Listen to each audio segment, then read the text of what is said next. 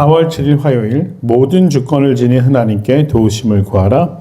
사무엘하 17장 15절에서 23절까지의 말씀입니다. 다윗의 책사이자 밧세바의 조부였던 아히도벨은 압살롬 편에 섰습니다. 그리고 한 가지 계략을 압살롬에게 제안합니다. 병사들 중 12,000명을 데리고 다윗의 뒤를 쫓아가서 기습하겠다는 내용이었습니다. 그리고 그 기습의 목적은 다윗과 다윗을 따르는 모든 사람들을 몰살하는 것이 아니라 오직 다윗만 죽여서 나머지 백성들, 즉 민심이 흉흉해지지 않도록 다른 백성들은 다 돌아올 수 있게 하겠다라는 그런 책략을 이야기합니다.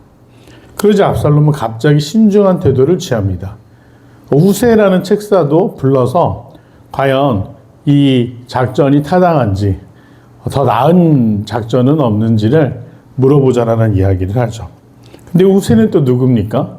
다윗 편에서 예루살렘에 남아서 다윗을 위해서 일하기로 한 책사였습니다.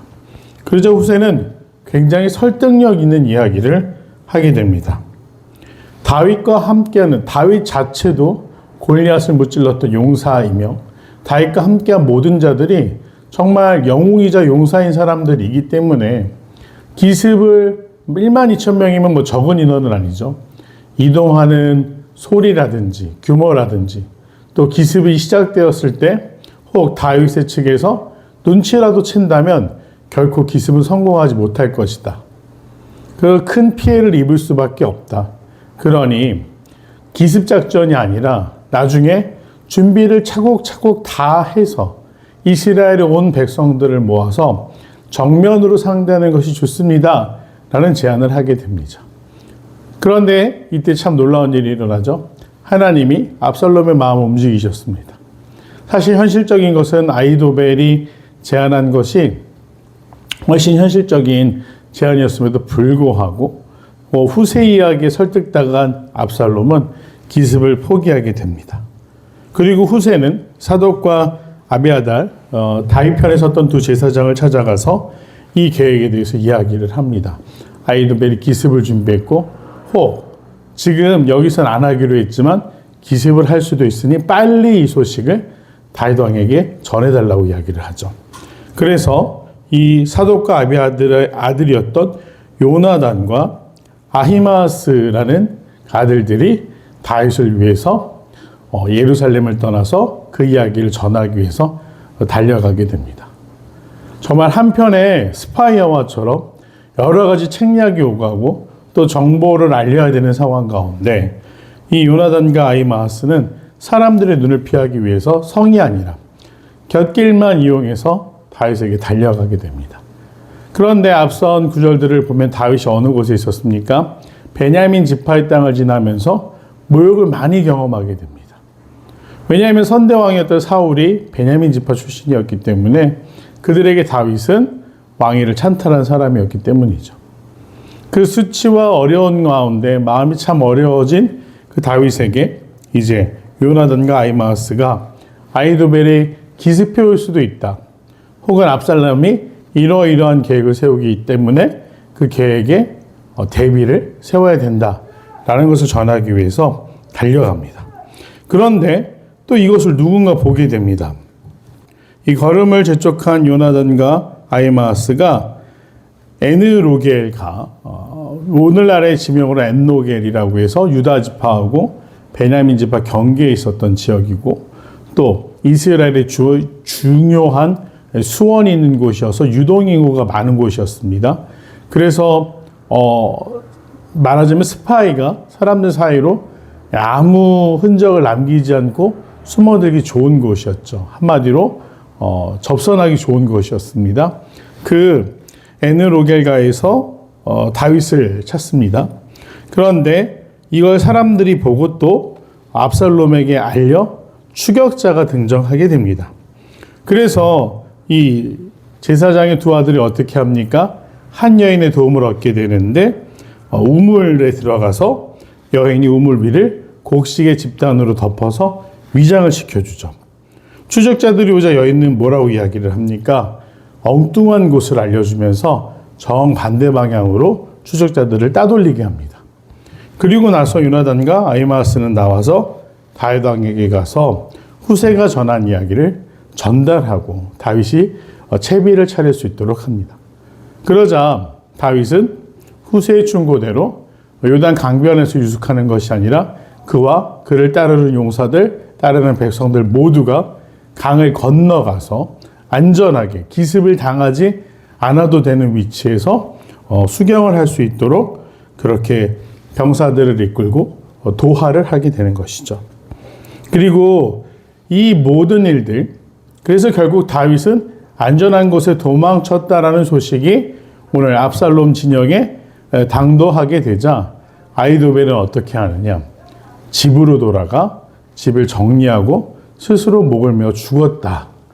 자살을 했다라는 기록을 오늘 말씀은 전하고 있습니다. 아히도벨은 직감했습니다. 정말 타당하고 바로 승리가 눈앞에 있는 것을 놓치는 압살롬을 보면서 이 반란이 성공하지 못하겠다라는 것을 직감했기 때문입니다. 그만큼 지혜로운 사람이었지만 그 또한 다윗에 대한 어떤 다윗을 무너뜨리고자 하는 마음으로 인해서 잘못된 편에 섰고 잘못된 판단을 해서 결국 그 결과가 어떻게 됩니까? 스스로 목숨을 끊는 참 참혹한 일을 당하게 됩니다. 오늘 말씀을 보면 스스로 지혜롭게 여기는 사람들이 계속해서 등장하고 있습니다. 먼저는 압살롬입니다. 압살롬이 당한 일들은 분명 억울한 일이었습니다. 암논이 자신의 여동생 다말에게 한 일이라든지 그 일을 처리하는 아버지의 미온적인 태도라든지 혹 용서했다라고 말하면서 자신을 찾지도 쳐다보지도 아들로 여기지도 않는 이 다윗을 향한 분노와 그 마음의 상처는 정말로 공감이 되는 부분이지만 안타깝게도 압살롬이 성경 어디에서 하나님을 의지하거나 하나님께 간구하거나 자신의 억울함을 토로했다라는 기록은 없습니다. 오직 자신의 지혜와 자신의 사람들만 믿었죠. 그리고 어떻게 됩니까? 결국 그것은 나중에 슬픈 결말로 돌아오게 됩니다. 감정이 이끄는 대로 또 스스로 옳다라고 여기면서 스스로를 증명하기 위한 노력은 결국 행복이 아니라 정말 참혹한 길로 인도하였다라는 것이 바로 오늘 본문에서 우리가 느끼고 묵상하며 알 수 있는 내용인 것이죠. 우리는 어떻습니까? 스스로 지혜롭게 여기고 있지는 않습니까?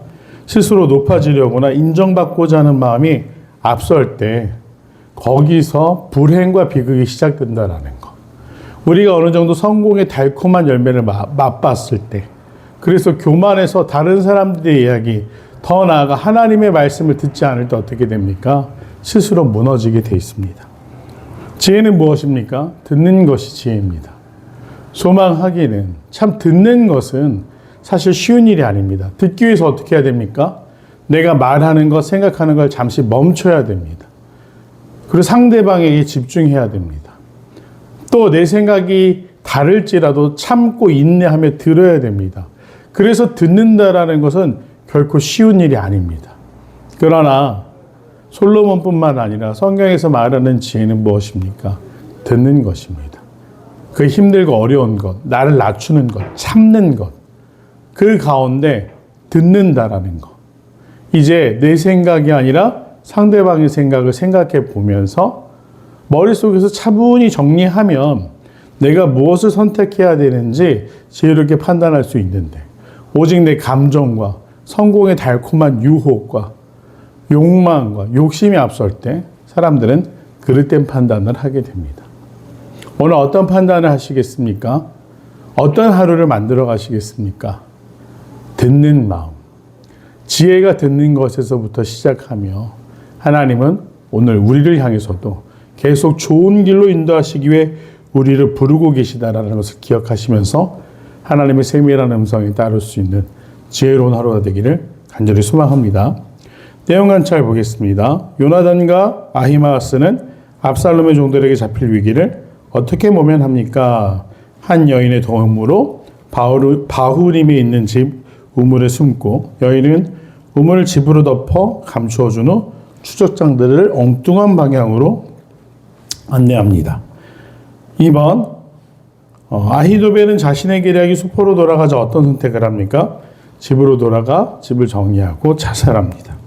3번 하나님께서는 왜 한 여인을 통해 압살롬의 종들이 요나단과 아히마아스를 찾지 못하게 하십니까? 그 뛰어난 무사와 강력한 군사들이 있음에도 한 여인의 꾀를 당하지 못합니다. 그것이 교만의 결과라는 것이죠. 우리는 다 내가 잘할 줄 알고 다 잘 될 줄 아는데 전혀 생각하지 못했던 곳에서 이를 그르치거나 삐뚤어질 때도 있습니다.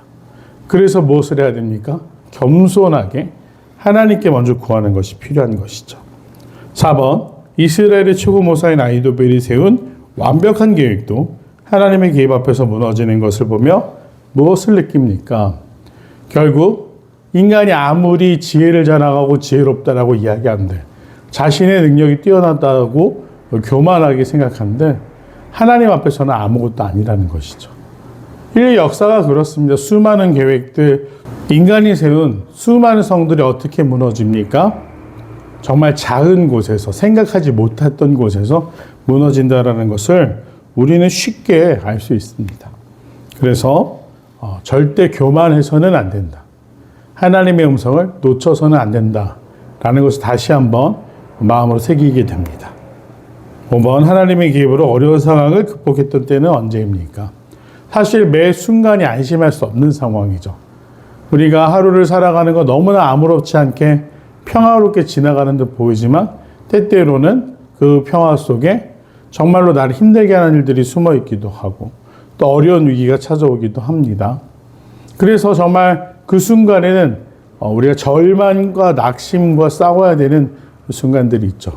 그러나 오늘 다윗과 함께 하셔서 다윗에게 하나님의 언약을 이루시기 위해 사람의 방법이 아니라 하나님의 방법으로 역사하시는 그 놀라운 사건들을 우리가 보면서 오늘 하루도 나의 능력이 아니라 내 목소리를 떠들고 높이는 것이 아니라 하나님의 음성에 귀 기울이면서 하나님의 인도하심이 가장 지혜로운 길임을 우리가 의지하고 맡길 수 있는 그러한 하루가 되기를 간절히 소망합니다. 듣는 마음, 겸손히 그리고 인내하면서 내 목소리를 낮추고 하나님의 인도하심을 따를 때 하나님이 가장 형통한 길로 인도하실 줄 믿습니다. 기도하겠습니다.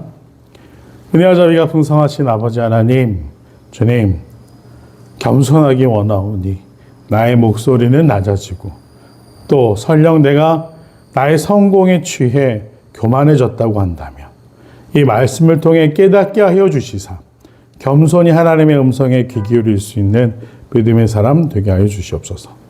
감사드리며 사랑하는 예수님의 이름으로 간절히 기도드립니다. 아멘.